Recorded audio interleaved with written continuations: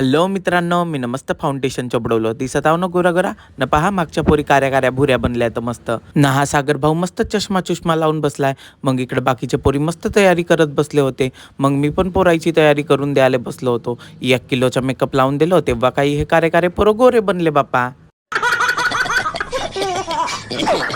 मग झाली या पोरीची तयारी. मग आम्ही निघालून जासाठी मी म्हणलं मी तिकडेच कपडे घालीन, पण काहीच म्हणा या पोरीची तयारी व्हायची नाही. किती काही केला तरी कमीच आहे बापा. हे इकडं ताई मग बाकीच्या सर्वांना मस्त ओढण्या लावून देत बसली होती. मग आम्ही पोहोचला सिरेगाव बांधवरती, तर इथं मस्त गरबा चालू होते बापा. मग आम्ही पण गरबा पाहायला बसला. मग आमचा नंबर लागला ना, मग आम्ही पण केला गरबा.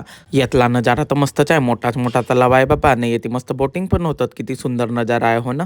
मग यांना माहिती आहे मी व्लॉग बनवतो म्हणून मस्त हाय करत बसले होते व्हिडिओमध्ये टाकल म्हणून.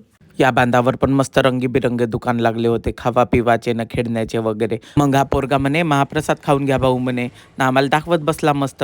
भूक तर तशी लागलीच होती. मग आम्ही गेला महाप्रसादकडे, तर मोठ्यान गर्दी होती बाबा. मग आम्ही पण महाप्रसाद मागला न खावाले बसला मस्त सर्वजण. सायंकाळ तर झालीच होती. मग आम्ही बसलो ना आपल्या गाड्यावर न निघालून गावी जावासाठी. पण गावी जाता त्यात ॲक्सिडेंटच झाला. बाकीच्या आता उद्या सांगेन. भेटूया नेक्स्ट व्लॉगमध्ये. Tata bye bye.